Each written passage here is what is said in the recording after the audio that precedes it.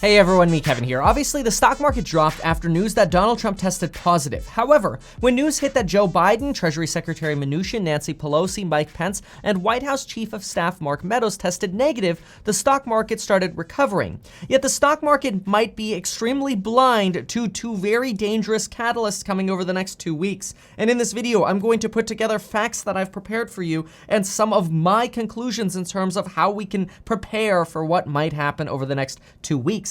This means if you have short-term positions, or you are concerned because you have a lot of margin, or you've got money on the side and you're thinking, maybe I'm looking for a buying opportunity, this video is for you. And let me tell you, there are a lot of individuals getting this wrong. I'm hearing a lot of people saying, oh, well, Trump's symptoms are getting better. Everything's fine. We got nothing to worry about. Or, oh, well, Biden tested negative. All these other people tested negative.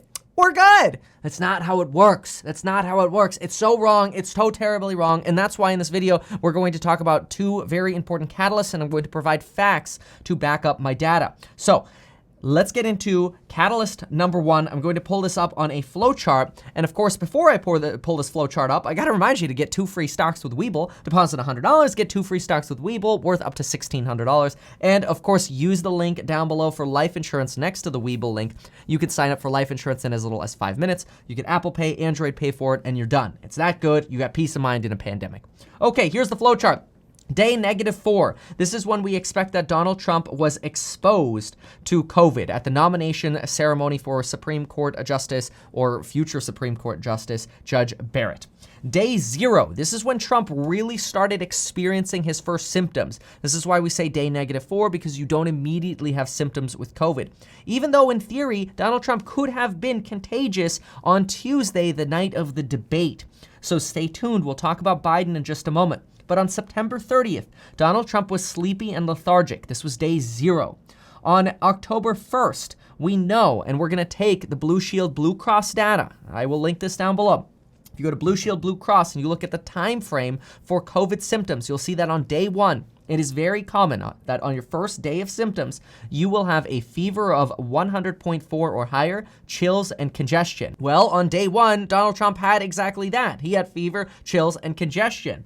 And he also, despite this, went to the Bedminster, New Jersey fundraiser event. All right, now, on day 2 through 10, this is where people are like, oh, his symptoms are getting better. Notice that on day 2 through 10, they take away the fever part.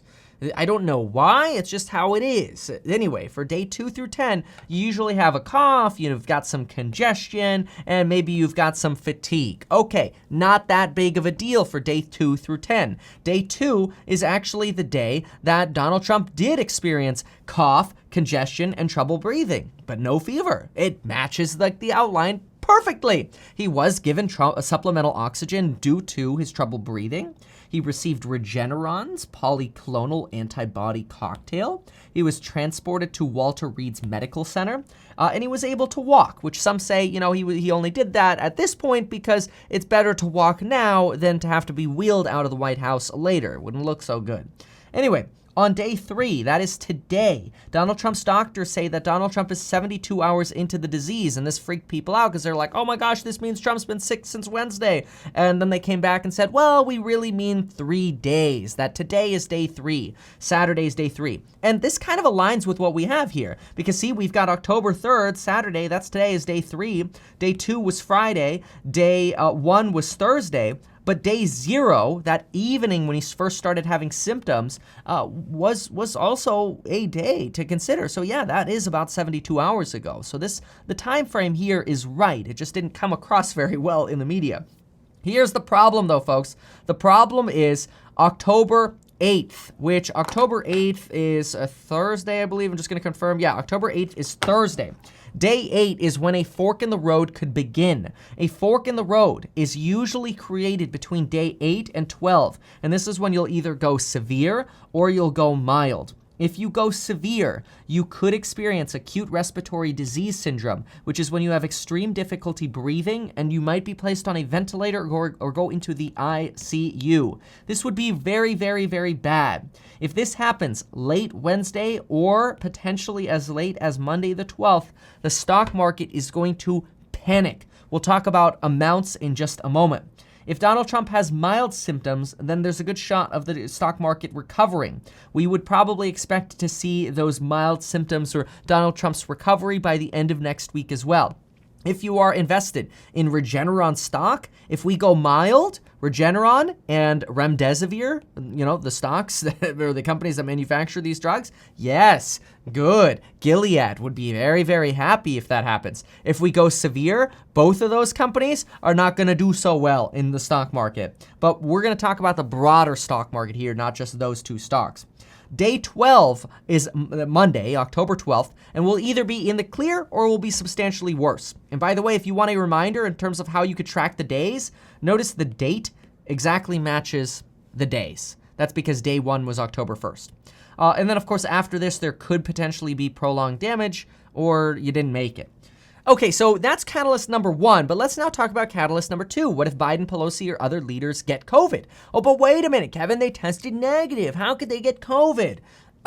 So look, I talked about this before, like 3.5 weeks ago on September 11th. I made a video called A Warning for Recovery Stocks. And I literally talked about the failure of some rapid testing and how you have to be careful with this rapid testing stuff. And you have to be very cautious.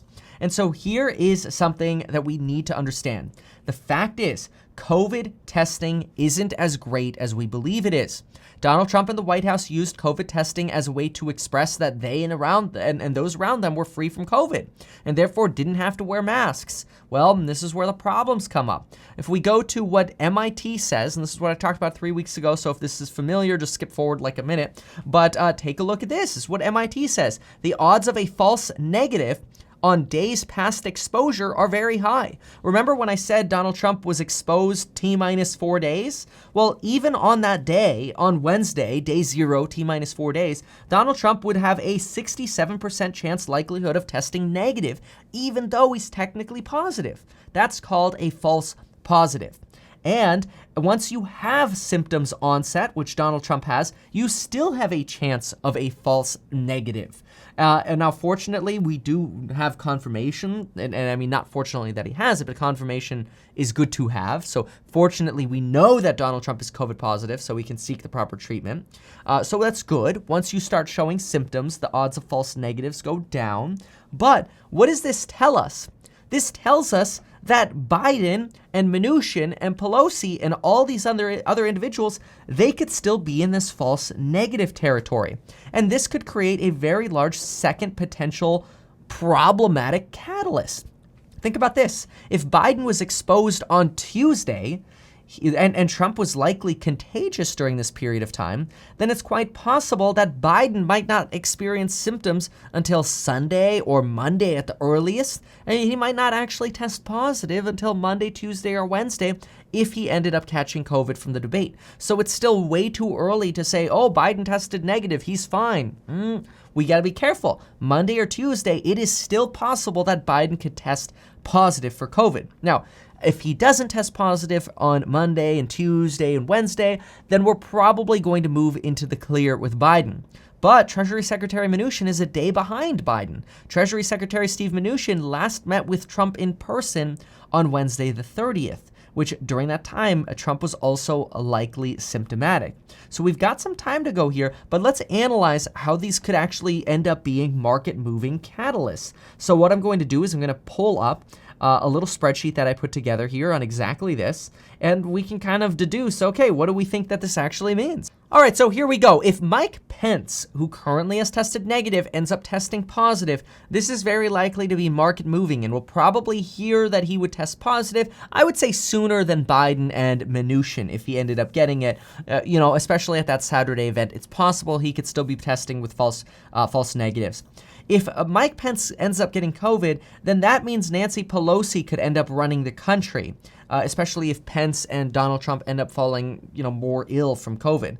I actually do not believe that a Pence positive would move the market heavily, though, because Nancy Pelosi would have some more control over potential stimulus negotiations, which the market is kind of hoping for stimulus positivity, which Nancy Pelosi is certainly more likely to institute than Pence is.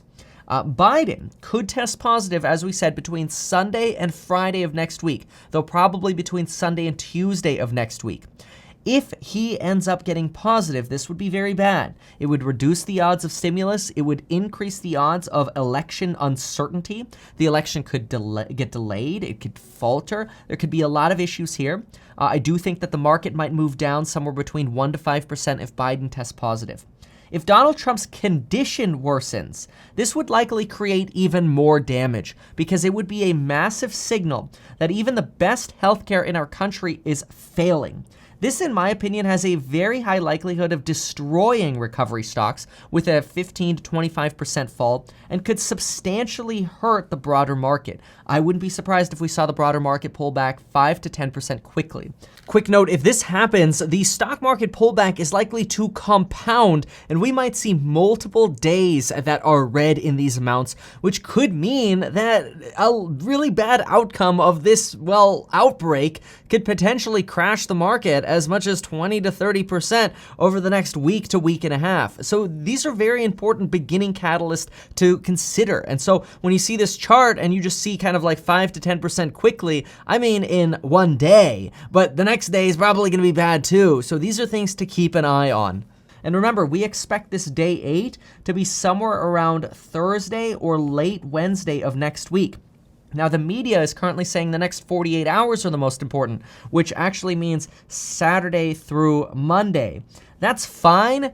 I don't know if I buy that. Obviously, if we start hearing about deteriorating conditions sooner, well, then at least we should be prepared for that now. So be prepared that it could be as early as, now through Monday.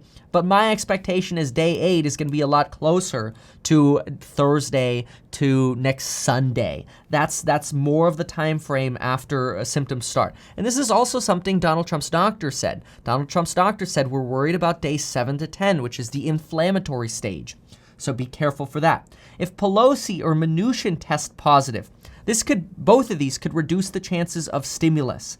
And both of them met on Wednesday evening at length. So if Mnuchin was sick or anybody was sick around them, it's possible that one of them could end up catching COVID. This would probably hurt the market a little bit less than if Trump's condition worsened. I think Trump's condition worsening is much more impactful than other people catching COVID or testing positive for COVID. And then Mnuchin, or rather Meadows testing positive, probably wouldn't affect the market too much because generally the market sees Mnuchin as somebody who's more as let's do a smaller package for stimulus negotiations. Not sure that Meadows a positive here would have much of an impact. His position in the White House seems to be more driven by Donald Trump's wishes, and the negotiation over stimulus is more driven by Pelosi or Mnuchin. So how does this all come together? Well, what all of this says is that next Monday, through probably the Monday thereafter, this next entire week that we're up against has a very high likelihood of being not only extremely volatile, but potentially extremely negative. So first of all, this is a big warning. If you've got short-term positions or you're highly levered, be careful. These are risk factors. If you're looking for a buying opportunity, my estimation is that your biggest buying opportunity is going to be in the event that Donald Trump's condition worsens. Now, knock on wood, we don't want anybody to get sicker. We're just looking at this from the point of view of investors. And from that point of view, next Thursday to next Monday seems to be a more important catalyst. So if you hear things like, oh, he's better, just got a sniffly nose on Sunday or Monday or Tuesday, in my opinion, that's not the most important target. The most important target time frame is late Wednesday, Thursday, Friday, and next weekend. So put those dates on your calendar. Very, very important. If during this week we, in addition to that, or even separately, have a Biden positive, Mnuchin positive, or Pelosi positive, those could be additional compounding factors that could drag the market down even more. For example, this is what a terrible week could look like.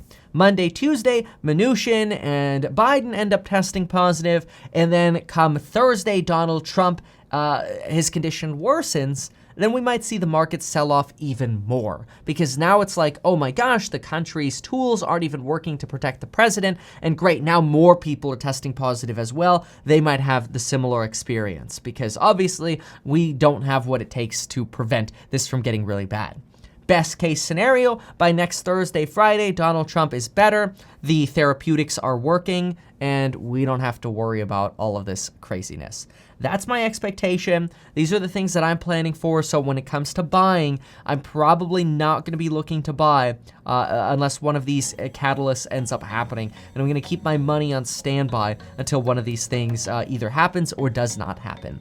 We'll see. Next week is definitely going to be a big week. We're also expecting potentially, and we've said this for a while, but the latest news is that we might be expecting a stimulus deal by mid this upcoming week. So you've got a lot of catalysts coming up this week for massive volatility. Be prepared, stay frosty, keep some money on the side, be careful with short-term positions, and folks, we'll see you in the next video.